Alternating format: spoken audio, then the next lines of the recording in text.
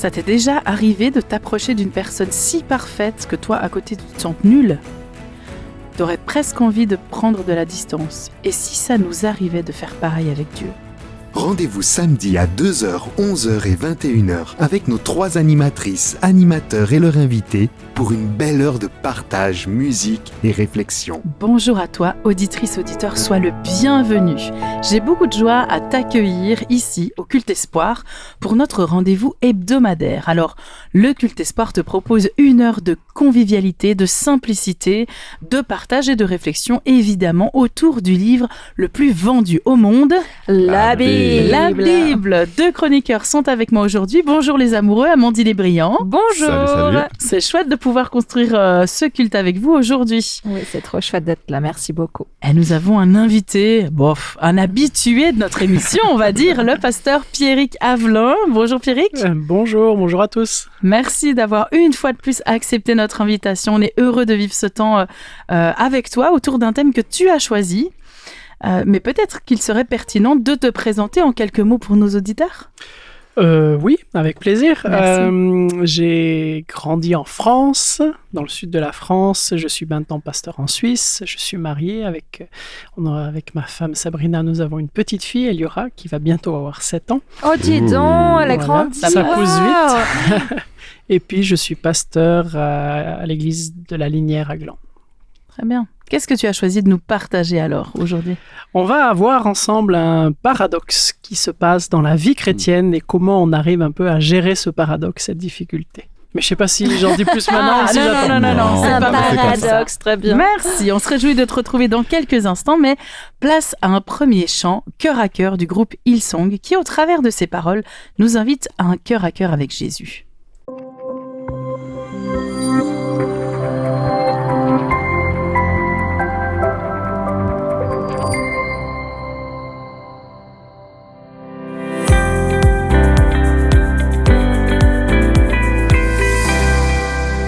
Cœur à cœur avec toi, Seigneur, le reste perd en importance quand je suis là dans ta présence. J'aimerais nous inviter à plonger maintenant dans la première chronique de notre culte espoir, Dieu dans ma semaine. Alors Briand, à toi la parole. Cette semaine, avec toi, Marina et Amandine, on a échangé sur le thème que tu nous as proposé, Pierrick. Et de nos discussions est sortie notamment cette image de ce fameux miroir dans la salle de bain. C'est-à-dire, Tu dois sûrement connaître ce type de miroir qui fait effet loupe et te montre tous tes défauts sur ton visage. Je dois t'avouer que quand je me rapproche de Jésus, parfois, ça me fait un peu ça. Je me rends compte de certaines choses chez moi qui sont pas très très jolies et ça peut m'amener à un moment de repentance. Mais laisse-moi t'expliquer. Il m'arrive, peut-être comme un certain nombre d'hommes, d'avoir un petit coup d'orgueil ou de fierté mal placée. Et dans ce moment, quand je m'en rends compte, je me sens pas vraiment digne parce que j'ai fait du mal, même de façon non volontaire. Voilà une histoire que j'ai vécue avec ma chérie où j'étais sûr et certain qu'elle avait tort sur le sujet de notre discussion. Je lui expose les faits de A à Z comme étant vrais sans même vraiment écouter ce qu'elle a à dire. Aïe, aïe, aïe. Je ne démordais pas. Et dans ma logique, j'avais raison. Je n'allais pas lâcher l'affaire. Fierté mal placée, je t'en parlais tout à l'heure. Quelques heures après, on revient sur la discussion et comment vous dire, je me rends compte que je me suis peut-être un peu planté sur ma logique et que pour le coup, j'avais peut-être tort. D'ailleurs, mon ton lors de cette discussion a peut-être manqué un brin de bienveillance. Quand il y a des moments comme ça, quand j'ai vraiment besoin de calme et je prends un temps avec Dieu dans un coin de ma chambre pour lui parler et essayer d'écouter ce qu'il a à me dire. Je t'avoue que, au vu de mon comportement, je me suis pas vraiment senti digne d'être devant lui. J'avais l'effet miroir grossissant. Et je crois que, à ce moment-là, que si Dieu m'invite à me repentir, c'est parce qu'après, il prend mes mots, il prend mes paroles, il prend mes actes. Il prend tout ça et il les jette loin de moi. Si je ne lui confie pas ces choses, j'ai toujours ce poids sur moi et par conséquent, le fait de ne pas me sentir digne.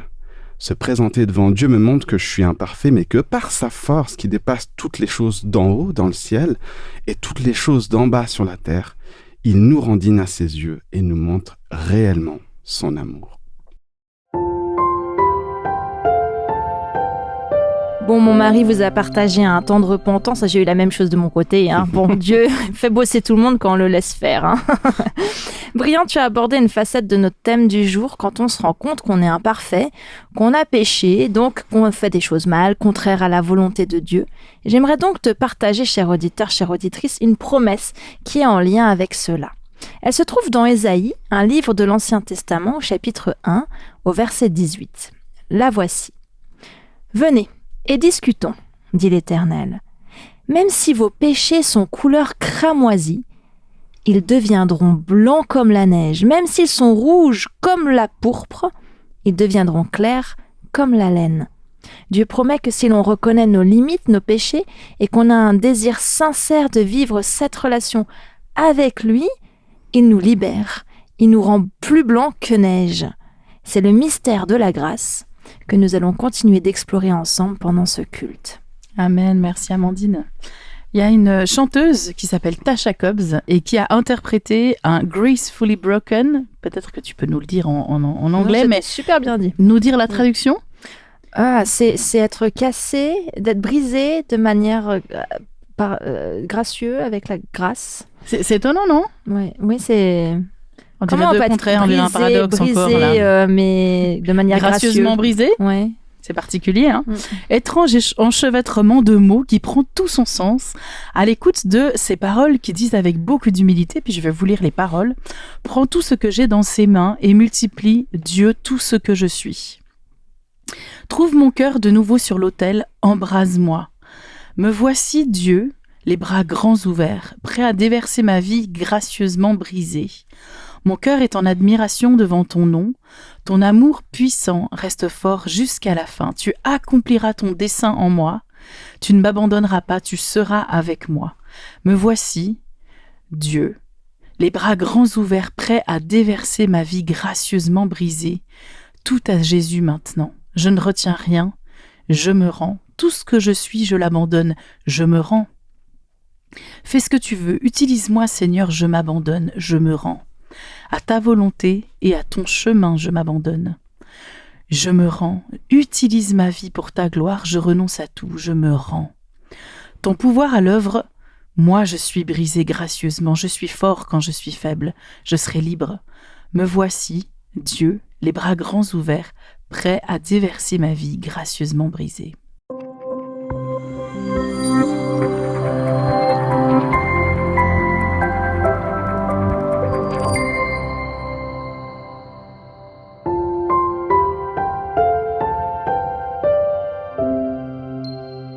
Bonjour, merci d'avoir accepté de témoigner dans le cadre de ce culte. Tu vas nous parler aujourd'hui de l'expérience que tu as pu faire avec Dieu à propos du bien et du mal. Oui, alors voilà, je voulais partager un peu comment Dieu il travaille avec moi par rapport à ça, à la culpabilité, au bien, au mal. Alors, j'ai grandi dans une famille chrétienne pratiquante. Nous allions à l'église, je participais depuis toute jeune aux activités d'études de la Bible, des rencontres de jeunesse, tout ça. Et puis, donc, j'ai rapidement appris ce qui est bien et mal. Mais pendant longtemps, en fait, ce qui se passait, c'est que il y avait peut-être ma conscience qui m'embêtait sur certaines choses, mais je me disais que non, c'est quand même pas, par exemple, du vol. Bon, je vous donne un exemple. Notre maman, elle avait à cœur de bien nous nourrir, de bien nous inculquer de bonnes règles d'hygiène de vie. Alors, il y avait certaines choses qu'on pouvait pas faire. Par exemple, on mangeait pas entre les repas. Et donc, nous n'avions rien à faire dans les armoires de la cuisine entre les repas. Mais, comme j'aimais beaucoup les amandes et les raisins secs, et des fois, en cachette, j'allais en piquer dans l'armoire et me régaler rapidos. Et il y avait ça, puis il y avait aussi les bonbons de maman qui étaient chasse gardée. Alors, voilà. Bref, alors des fois, ça me traversait quand même que c'était pas très net d'aller piquer dans le sac à maman les bonbons. Mais c'est à maman. Mais je les prends, mais en fait, c'est quand même pas du vol, non. Donc, je suis quand même pas une voleuse. C'est juste des amandes et des bonbons.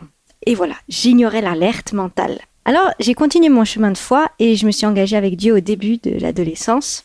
Et je suis partie étudier en Norvège. Un de mes souhaits était de grandir dans ma relation avec Dieu. Et je me rappelle qu'à un moment, des situations du passé, pas très nettes, me revenaient en mémoire. Et que des défauts devenaient aussi un peu flagrants. Et j'ai au bout d'un moment arrêté d'ignorer et de mettre sous le tapis ces alertes. C'est à ce moment-là que tu t'es rappelé de l'histoire des amandes ? Oui, entre autres. Entre autres, ça, malgré tout, ça revenait un petit peu chatouillé. Et Dieu m'a permis de réaliser que si ce que j'avais fait, ben oui, c'était du vol, et ben c'était pas forcément une surprise pour lui. Il était déjà au courant et il m'avait accompagné quand même jusque-là. Et ces qualificatifs que je fuyais, il ne surprenait pas Dieu et ça changeait pas sa relation avec moi. Par contre, c'était peut-être mon orgueil qui prenait un coup. Ce que tu veux dire, c'est que tu ne voulais pas mettre ces mots qui te dérangeaient sur tes actions, c'est ça? Oui, c'est ça. C'est qu'on peut quand même pas utiliser des mots, ça me semblait trop fort. C'était trop fort par rapport à... Je pouvais quand même pas être une voleuse. Ou autre chose. Autre chose, on sait jamais. Et donc, de reconnaître, c'est accepter que, ben oui, en fait, j'ai fait ça, en fait, prendre la responsabilité de son action, ça me permettait, en fait, d'en parler à Dieu, clairement, aborder les sujets qui fâchent, lui demander pardon, et puis, en fait, au final, ben, on passe à autre chose après. Il reste pas dessus et on reste pas 10 ans à se culpabiliser. Et ça s'est aussi passé avec mes émotions et mes sentiments. Quand on est chrétien, on sait qu'on devrait, ou on imagine qu'un chrétien devrait se sentir ainsi et pas comme ça, par exemple. Ou c'est en tout cas quelque chose que j'avais en moi. Et puis, il y a des sentiments des fois un peu louches, comme la colère, la jalousie, l'envie ou d'autres choses comme ça, que ben, Dieu, il veut pas. Oui, parce que tout le monde sait qu'un chrétien, s'il a la joie, la bonne humeur, l'amour, le don de soi, enfin tous ces dons que l'esprit nous donne. Et sauf que bah, des fois, on n'est pas comme ça. Donc, comme il faut pas et comme il faut être d'une certaine façon et que des fois ça joue pas, c'était des fois la bataille dans ma tête entre ce que je ressentais et ce que je savais être juste. Et il y a une situation où ça a été tellement fort que du coup, bah, en fait, je pouvais plus juste dire non Seigneur, je veux pas ressentir ça, donc je fais comme si ça n'existait pas. J'ai été obligée de dire à Dieu, écoute, en fait, Seigneur, on va être cash, je vais te dire, oui, je ressens ça, ou je pense ça, ou j'ai envie de ça, et je sais que c'est pas ce que tu veux. Et est-ce que tu penses que ça a changé l'image que Dieu avait de toi? Alors, je pense pas qu'elle a changé, justement. Ça m'a apaisé moi, mais c'est le travail de reconnaître que ben, on n'est pas parfait, d'accepter, c'est notre orgueil qui prend un coup, enfin c'est le mien surtout. Mais lui en fait, c'est là où j'ai vraiment compris et je suis convaincue, je sais, et chaque fois que j'ai un gros truc qui me sort dans la tête, je sais, Dieu il est pas surpris en fait, il est déjà au courant et ça l'a pas empêché de travailler avec moi, de m'enseigner des choses, de vivre des choses avec moi jusqu'à maintenant, même s'il y avait ce gros truc que j'arrivais peut-être pas à dire ou que je reconnaissais pas comme étant mal dans ma vie. Et ça, c'est quelque chose de très précieux pour moi. Mais il y a quand même cette histoire que des fois, on a dit, on reconnaît, mais on se bat avec la culpabilité. Et là aussi, j'ai vu comment Dieu, il a pris le temps parce qu'il y a des choses que j'ai fait, que c'est pas que des amandes, voilà, dans le frigo. Même si je pense que quand c'est péché, il n'y a pas petit et gros péché. Et ça, c'est aussi quelque chose qui est important à reconnaître et à accepter, de pas dire c'est petit, c'est pas grave. Quand on grandit avec Dieu, il y a un moment où en fait, il faut vraiment reconnaître ce qui est péché, c'est péché. Point. Et puis, on avance. Et je sais qu'il y a des situations où Dieu a pris le temps de me montrer, de travailler avec moi, alors qu'il y avait des choses que j'arrivais pas, ou c'était difficile. Mais il m'a surtout montré combien il me pardonne et combien de fois il m'a redit qu'il me pardonnait de ça. Et combien il va me restaurer, combien il est plus grand, qu'il n'est pas surpris et qu'il m'aime quand même. Et j'ai eu un flash, j'ai compris, et je me dis, mais ça fait des mois qu'il y a un truc qui tourne pas rond. Voilà, la grandeur du truc m'a frappée plus tard, en fait. Et voilà, mais j'ai appris que la culpabilité et l'accusation, ça vient pas de Dieu. Et c'est un poison qu'on peut traîner malgré qu'on sait qu'on est pardonné, et qui peut peut-être essayer de venir nous déranger, nous attaquer peut-être. Des fois, même quand on lit la Bible, ça m'est arrivé par exemple de lire le psaume 32, où David il dit « Heureux celui qui place sa confiance en l'Éternel, et heureux celui que l'Éternel pardonne et en qui il n'y a pas de ruse. » Et bam, j'avais l'impression « Ouais mais bon, toi, t'as eu de la ruse. Hein. » Là, il a dit « Heureux celui qui n'a pas de ruse. » Et tout à coup, je sais que pour moi, c'est Dieu qui m'a interpellée. Il m'a dit « Mais écoute David, il n'a pas été rusé. Quand il a couché avec la femme de son soldat un soir alors qu'il était supposé être à la guerre et qu'il n'y était pas, qu'il a essayé de cacher ça en le faisant revenir, le faire coucher avec sa femme et tout, et puis qu'après, comme il n'y arrivait pas, il a mis son soldat en première ligne pour être sûr qu'il soit tué. Ça c'est pas de la ruse. Ah mais si, c'est de la ruse. Donc en fait, même David, il a reconnu qu'il a été rusé, et c'est sa façon de le reconnaître dans ce psaume. Et en le reconnaissant, c'est justement ce que dit le psaume dans la suite. Parce qu'il l'a reconnu, il a arrêté d'être détruit et rongé par la culpabilité à l'intérieur. Et Dieu lui a dit, même s'il y a des grandes eaux, je serai là. Enfin, c'est la suite du psaume. Voilà, cette promesse et cette paix, cette libération de se confier en Dieu et de pas essayer d'ignorer ses alertes, parce que lui, il est déjà au courant. Pierre Cavelin, à toi la parole pour nous en dire plus sur ce paradoxe latent dont tu nous parlais sur la thématique que tu as choisie. Oui, avec plaisir. Pour introduire, juste de rappeler ce que la Bible nous dit dans notre expérience avec Jésus. La Bible parle toujours de la vie avec Jésus comme étant une marche. À aucun moment on va nous dire que c'est un bond, un saut et puis il n'y a plus rien à faire, tout s'arrête.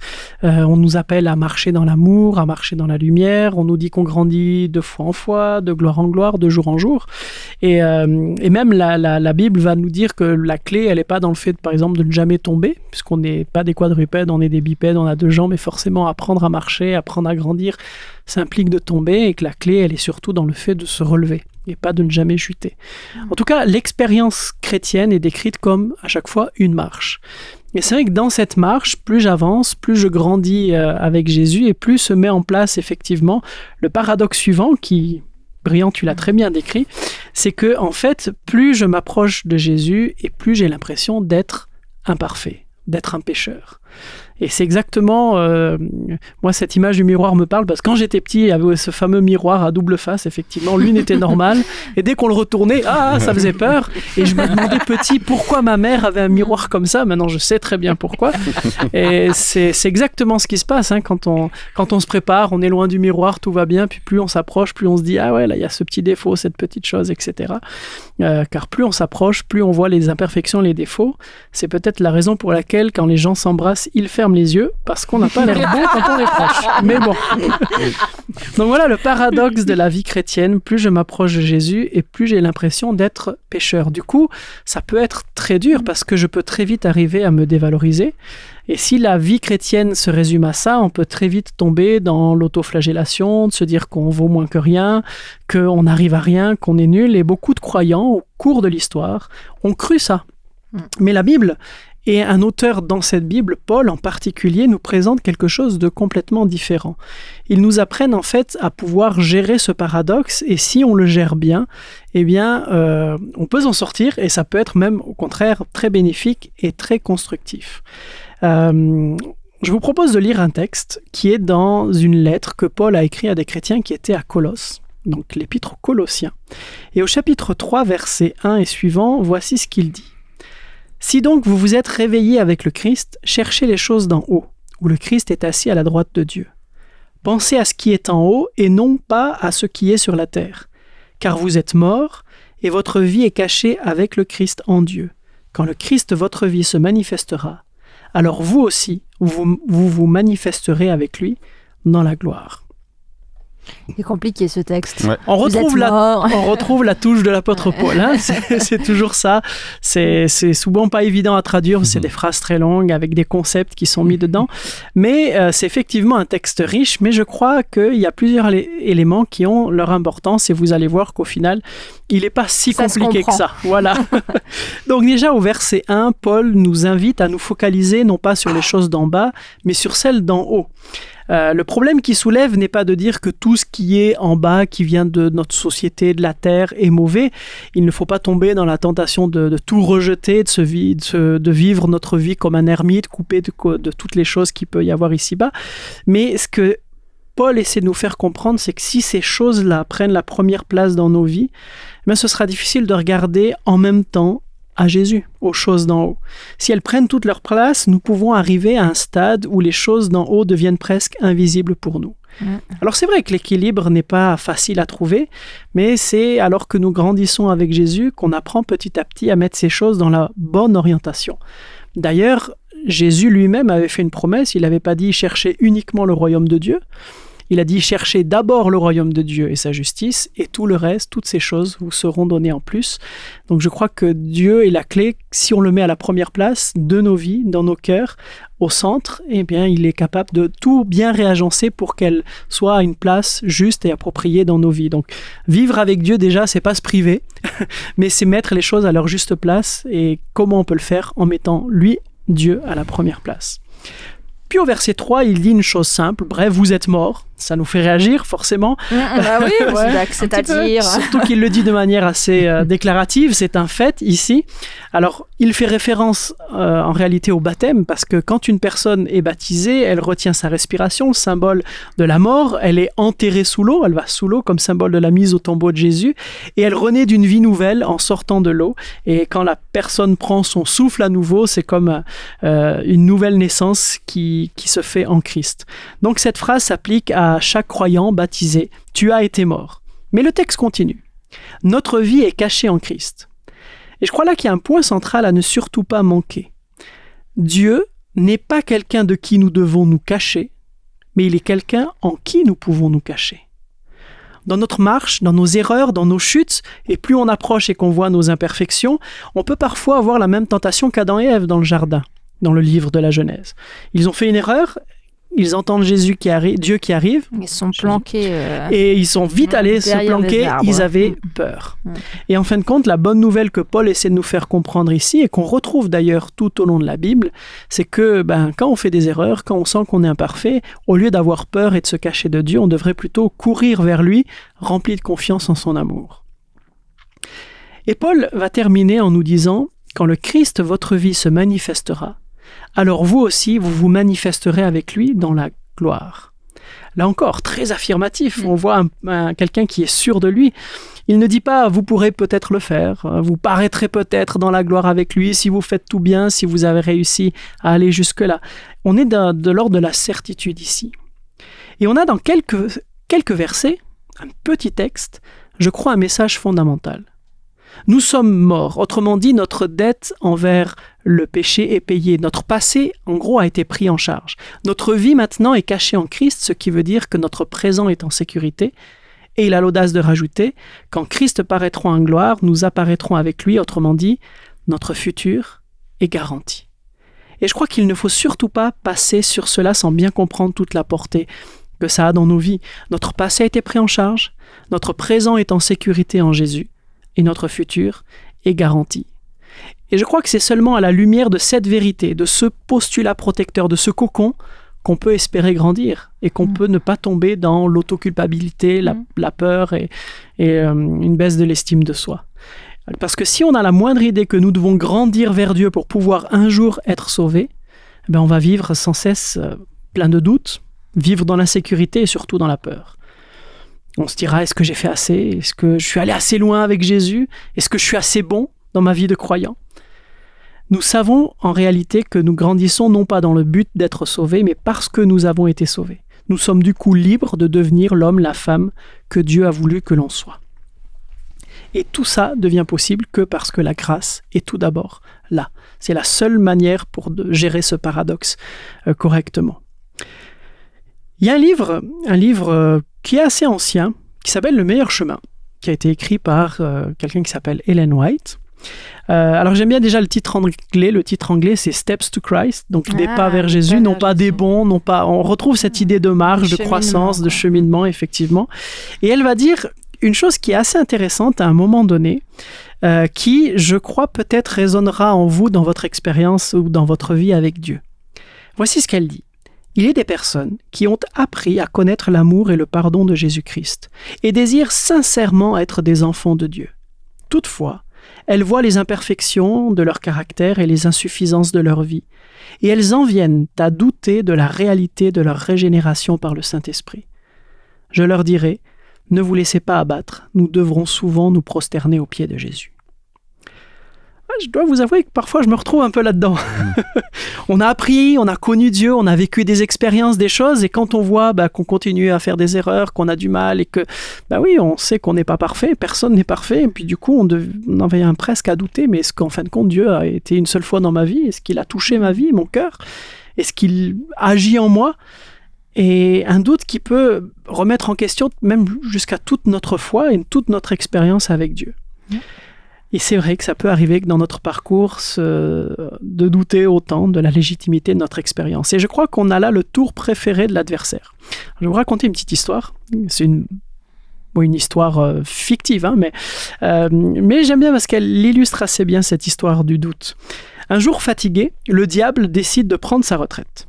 Comme sa couverture sociale n'était pas suffisante, il décide, pour arrondir ses fins de mois, de vendre sa trousse à outils. Tout était là, la méchanceté, l'envie, la jalousie, la haine, l'avidité, la suffisance, le mépris, le cynisme, etc. La totale. Mais l'un des outils était à part et semblait beaucoup plus usé que les autres. Intrigué, un passant lui demande « Mais qu'est-ce que cet outil et pourquoi est-ce que vous le vendez plus cher que les autres ?» Le diable répondit « C'est le doute et le découragement. » L'autre insiste, mais pourquoi le doute et le découragement est-il vendu beaucoup plus cher que les autres? C'est très simple. C'est l'outil le plus facile à enfoncer dans le cœur de quelqu'un. Et lorsque le doute et le découragement y a été introduit, il est beaucoup plus facile d'introduire tous les autres outils, quels qu'ils soient. Son tour préféré, nous faire douter de la légitimité de notre expérience passée. Et du coup de nous décourager, de nous dire « Ouais, c'est vrai que tu as commencé à marcher, mais est-ce que c'était vraiment des pas ?» Tu t'es rattrapé alors que tu étais en train de tomber, en fait. Mais la légitimité de notre expérience de chrétien est mise en doute et nous pouvons en arriver à nous demander si nous en sommes réellement une ou réellement un. Mais en fin de compte, regardez la vie de Jésus. Quand il a été baptisé, il a entendu une voix du ciel qui disait « Ceci est mon fils bien-aimé ». Ouais. Ça devait être fort puissant Incroyable. de vivre un truc comme ça. Rempli de cette confiance tout bouillonnant, Jésus va dans le désert. Et quel est le premier mot qu'il entend? Si tu es. Non. Si. Ouais, Quand si. Satan s'approche, le premier mot c'est si tu es vraiment le Fils de Dieu. Jésus venait d'entendre, quelques jours auparavant, « Ceci est mon Fils bien-aimé ». Et l'adversaire vient remettre en doute tout d'abord son identité. Si tu es vraiment le Fils de Dieu. Et je pense que vous pouvez vous dire que si aujourd'hui vous avez l'impression que l'adversaire a essayé cette même technique sur vous, c'est que vous êtes en bonne voie. Amen. Dans le texte d'Ellen White, elle nous invite à ne pas nous décourager, à nous placer devant Jésus, nous agenouiller devant lui. Si nous sommes tombés, si nous sommes faibles, si nous trouvons le bilan de notre vie pas très reluisant, et si nous nous mettions aux pieds de Jésus, je crois que nous sommes sur la bonne voie. Nous n'avons pas à être découragés. Pourquoi? Parce que notre passé a été pris en charge, parce que notre présent est en sécurité et notre futur est garanti. Même si les doutes arrivent, même si l'ennemi essaie de nous persuader du contraire, nous ne sommes pas mis hors jeu, nous ne sommes pas impardonnables. Christ est à la droite de Dieu. Et alors que nous grandissons en Jésus, c'est dans la croix, dans l'ombre de ce qu'il a fait. Il a payé ma sentence, il est mort de ma mort, il a vécu la vie que j'ai pas pu vivre. Et il est retourné au ciel, nous préparer une place. C'est seulement alors que nous marchons dans la lumière de cette croix, dans cette grâce-là, que nous pouvons espérer, rêver, progresser, devenir une personne meilleure, devenir plus saint. Nous ne grandissons pas en dehors de la grâce, mais nous ne pouvons grandir uniquement que dans la grâce. Notre vie est cachée en Jésus, avec Dieu. Et quand il paraîtra, si nous croyons en lui et en sa vie et mort pour nous, nous paraîtrons avec lui en gloire. Alors, je vous encourage tous à grandir dans la grâce, grandir par la grâce, grandir vers la grâce.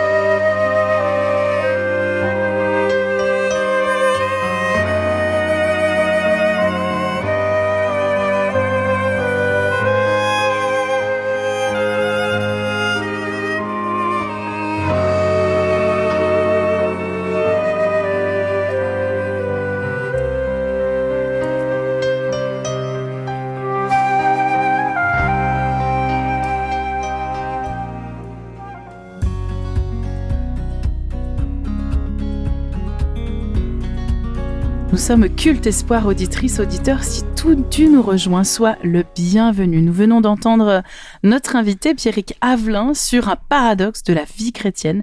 Plus je m'approche de Jésus et plus je me sens imparfait. Alors voilà, c'est dit. Et nous voilà maintenant arrivés à cette chronique « Et toi, ça te parle ?»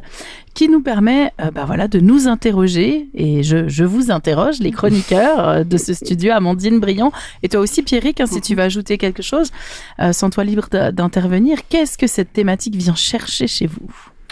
Je peux commencer ? Vas-y. Ouais. Ça m'a fait penser en fait à un truc qu'on a vécu, Briand et moi, l'été dernier. Et on en a fait un chant, tellement ça nous a marqué. On est parti vivre des vacances incroyables avec Dieu, on vit des trucs incroyables avec Dieu. Puis tu te dis, t'es dans ta bulle, t'as vécu un truc fort avec Dieu, quoi. Et tu rentres, et là, tu penses que, tu te dis, comment maintenant je vais continuer ma vie alors que j'ai vécu ce truc de fou avec Dieu. On arrive, nos 2 voitures en panne, la chaudière qui marche pas, les soucis qui arrivent, et en fait là, c'est le moment où Satan, comme tu disais, vient en te disant, t'es sûr que ce que t'as vécu avec Dieu, c'était vrai? Parce que tu vois là maintenant, avec les soucis, il y a un peu la nervosité qui revient, il y a des trucs. Et en fait, vraiment, on s'est posé la question, mais Seigneur, est-ce que ce qu'on a vécu, c'était vrai ? Et après, du coup, on a dit, en fait, si, c'est vrai, c'est juste la vie est ce qu'elle est, le monde est ce qu'il est, et dans ça, on va avancer, mais ça va être Dieu qui va être aux commandes maintenant, vraiment.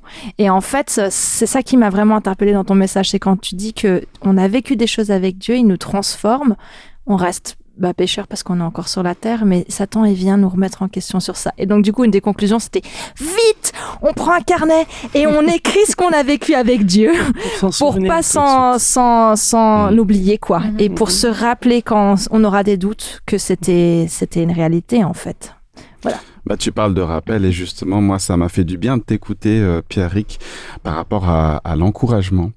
Et je me dis que peut-être un auditeur ou une auditrice qui nous écoute, ça lui ferait peut-être du bien aussi d'avoir une personne de confiance qui puisse le rappeler que ces paroles de Jésus, de revenir au pied de Jésus, et puis ces paroles d'espoir finalement par rapport à ce miroir qui montre un peu tous les effets qu'on peut produire et on se dénigre. Et il y a aussi le mal qu'on appelle d'ailleurs l'accusateur. Il t'accuse, il dit, il te met le doute, comme tu as dit. Et d'avoir finalement peut-être quelqu'un, un vis-à-vis, un ami, qui puisse te rappeler des mots d'encouragement et que tu sois pas seul en fait dans ce moment. Un peu le principe de l'Église à la base. Un peu le principe de l'Église, ouais. Oui, complètement, tout à fait. C'est ça. Ouais, tout à fait. Et toi, comment ça a résonné chez toi ? Alors moi, ça m'a beaucoup parlé, un peu du début jusqu'à la fin, plein de petites choses là comme ça, mais ce que je retiens, c'est qu'on vit une marche. Comme dans le quotidien, comme on fait une rando, il y a des hauts, il y a des bas, il y a des dénivelés. Il y a des moments où ça va plutôt bien se passer avec Dieu, puis on vit des super choses. Et puis d'autres moments où ça va être un peu plus dur. Et je retiens vraiment ce que tu disais aussi, c'est que on va être dans ces moments difficiles, c'est ce que tu disais aussi, Amandine, où il y a plein de doutes, quoi. Il y a des questionnements sur notre identité, ce qu'on a pu vivre, sur qui on est, sur mais tu vois, t'es tellement pas digne, quoi. Et puis après, tu vas faire la louange. T'es sûr ? Vraiment, t'es sûr que tu veux faire ça ? Est-ce que t'es vraiment un enfant de Dieu ? Ça nous habite de tellement de questions parfois. Et j'ai trouvé que ta petite phrase là, ton passé est pris en charge, je l'ai noté, ton présent est en sécurité avec Dieu et ton futur est garanti. C'est tellement libérateur pour juste continuer cette marche avec le meilleur de nous-mêmes, avec la plus belle envie qu'on peut avoir et en acceptant parfois aussi ses bas. Et de se dire, ok Seigneur, dans ces bas-là, dans ces moments difficiles, je reviens vers toi, je reviens à la croix, et on redémarre le chemin ensemble. Je trouve que c'est très libérateur, vraiment. Merci. D'où le fait qu'en fait, ce paradoxe, il est beau parce que, je me rapproche de Jésus, il va me faire découvrir qu'en fait, je suis créature et non pas Dieu Tout-Puissant, mais il m'offre un cadeau de fou, il m'offre cette espérance d'un futur éternel avec lui. Que demander de plus? Moi, je trouve ça incroyable. Oui, peu importe si on est brisé, ça m'a fait penser le chant que tu as mis, Gracefully Broken, c'est juste le titre, je m'en suis bien rappelé.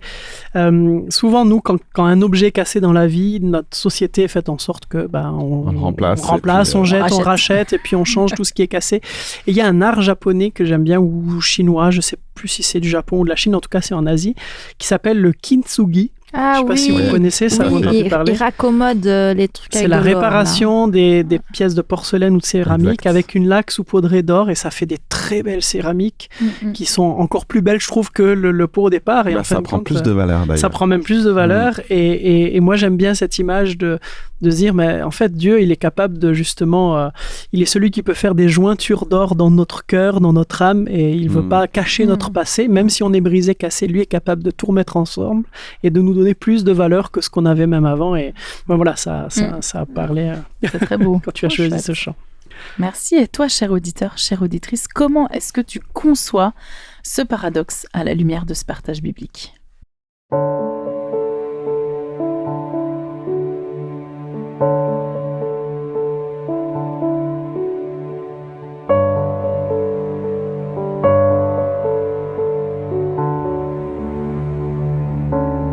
Bon, on a beaucoup parlé, on a entendu beaucoup de choses. Je pense que ça serait bien de prendre un temps de méditation, on pourrait dire. Nous avons sélectionné pour toi, auditeur, auditrice, un certain nombre de versets qui font écho au thème du jour. Nous allons donc te les partager, accompagnés d'une musique douce. Et l'idée est que tu puisses peut-être, si tu le peux, pas si tu conduis, fermer les yeux et écouter, savourer, faire résonner les paroles de la Bible dans ton cœur, dans ton cerveau, et voir comment Dieu te parle à travers celle-ci. Peut-être qu'un verset en particulier va retenir ton attention. Ce sera peut-être l'occasion, du coup, par la suite, pour toi de prendre un temps de prière avec Dieu en utilisant ce verset. Ou peut-être ce sera juste un mot ou un ressenti. Quoi qu'il en soit, que tu puisses profiter de ce temps de calme en compagnie de la parole de Dieu et de Dieu. 1 Jean 3, 1. Voyez à quel point le Père nous a aimés. Son amour est tel que nous sommes appelés enfants de Dieu. Et c'est ce que nous sommes réellement. Jean 14, 27. Je vous laisse la paix. Je vous donne ma paix. Je ne vous la donne pas comme le monde la donne. Ne soyez pas inquiets et n'ayez pas peur. Psaume 103, verset 8. L'Éternel fait grâce. Il est rempli de compassion. Il est lent à la colère et riche en bonté. Proverbe 10, 22. La bénédiction de Dieu rend riche, elle n'est suivie d'aucun chagrin. Romains 3, 23, 24. Tous ont péché et sont privés de la gloire de Dieu, mais ils sont gratuitement déclarés justes par sa grâce, par le moyen de la libération qui se trouve en Jésus-Christ. Tite, chapitre 2, versets 11-12. Car Dieu a révélé sa grâce, source de salut pour tous les humains. Elle nous enseigne à renoncer à une mauvaise conduite et aux désirs terrestres, pour mener dans ce monde une vie raisonnable, juste et fidèle à Dieu. Ésaïe 1, 18.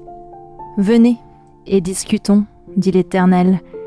Même si vos péchés sont couleur cramoisie, ils deviendront blancs comme la neige.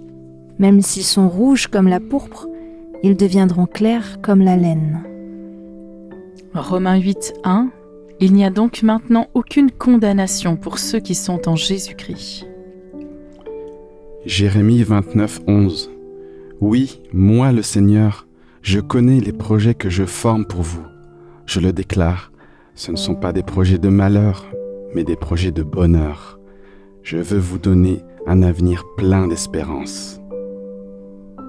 Deutéronome 30, 4. Même si on vous amène au bout du monde, le Seigneur votre Dieu ira vous chercher là-bas. Proverbe 16, verset 20. Celui qui se confie en l'Éternel est heureux. Nombre 6, 24-26. Que l'Éternel te bénisse et te garde. Que l'Éternel fasse briller son visage sur toi et t'accorde sa grâce. Que l'Éternel se tourne vers toi et te donne la paix.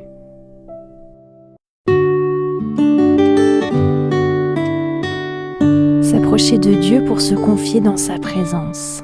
Pierrick, peux-tu prier avec nous ? Oui, Père, je veux te remercier parce que tu n'es pas un Dieu lointain qui nous appelle à nous-mêmes, par nos propres efforts, te rejoindre. Tu es celui qui descend à nos côtés, qui nous rejoint, qui vient vivre avec nous. Tu es venu en Jésus il y a plus de 2000 ans pour prendre en charge notre passé. Merci parce que tu es un Dieu d'amour, un Dieu qui veut nous pardonner, un Dieu qui veut nous aider à grandir et que même si nous chutons, tu nous aides à nous relever. Merci parce qu'en toi, nous pouvons nous cacher, parce que nous sommes en sécurité avec toi. Et merci Seigneur parce que tu es un Dieu qui nous donne aussi un avenir glorieux, ton prochain retour, cette place que tu nous prépares. Alors dans notre marche avec toi, dans notre vie jour après jour, dans nos chutes, dans nos luttes, dans nos combats, aide-nous à toujours marcher dans ta grâce, par ta grâce. Car tu es celui qui nous permet de grandir jour après jour. Tu es celui qui nous permet, même si on prend des chemins de traverse, de pouvoir revenir. Tu es ce Dieu qui est là, à nos côtés, jour après jour. Que tu puisses être présent avec nous, que tu puisses nous aider à cheminer, nous donner la force d'avancer, la persévérance pour nous relever et nous accompagner jusqu'à ton prochain retour. Je te demande cela au nom de Jésus. Amen. Amen.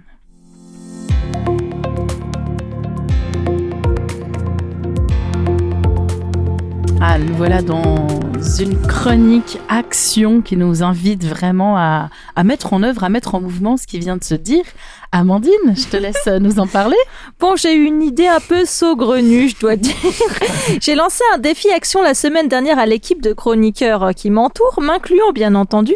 L'idée étant de tester quelque chose pour ce culte. Donc, nous devions chacun prendre un temps pour remettre d'abord ce qu'on allait faire à Dieu, qui nous accorde son Saint-Esprit pour nous guider. Et puis, nous devions nous placer devant un miroir et puis demander à Dieu, qui dis-tu que je suis ? Voilà. Alors, j'avais pas précisé le type de miroir, ni sa grandeur. Devait-on zoomer sur le visage ou montrer l'ensemble du corps ? Devions-nous être tout habillés ou en mode Adam et Ève ? Libre interprétation à chacune. Pour ma part, je me suis trouvée un peu bête au début devant mon miroir. Voilà. Et puis, j'ai finalement vécu une expérience intéressante et personnelle que je ne révélerai pas avec le Seigneur. Et donc, tu penses bien, cher auditeur, auditrice, que je ne vais pas te laisser spectateur à nous imaginer, nous poser devant nos miroirs, à demander à Dieu de nous dire qui nous sommes. Nous te proposons de tenter aussi l'expérience, quitte à te sentir un peu bête au début, parce que je parie que Dieu a des surprises en réserve pour toi. Avec toute sa bienveillance et son amour, il y a des choses spéciales qu'il a à te dire, je pense, face à ce miroir. Voilà. Eh ben, merci Amandine pour cette idée surprenante, alors plutôt surprenante, que tu nous invites à vivre cette semaine pour continuer cette réflexion du jour et la transformer en action. Alors merci à toi, merci à Brillant pour vos partages en chronique qui sont édifiantes, tout en douceur aujourd'hui, j'ai trouvé. Merci Marina, à toi aussi. Merci Pierrick pour ton partage biblique, c'est toujours un plaisir de t'avoir parmi nous. Merci. Tout à fait. On relance volontiers une prochaine l'année invitation. Prochaine. À cette saison, apparemment, c'est très bien pour toi. Avec plaisir. Super. Merci.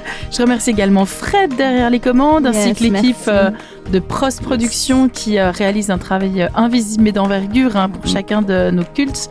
Et auditrice, auditeur, je suis reconnaissante pour ta fidélité à nos cultes espoirs qui, grâce à ton soutien, à ton intérêt, continue de vivre. Je te souhaite une belle semaine accompagnée sur ta route par notre Dieu. Je te dis à la semaine prochaine pour un nouveau culte espoir.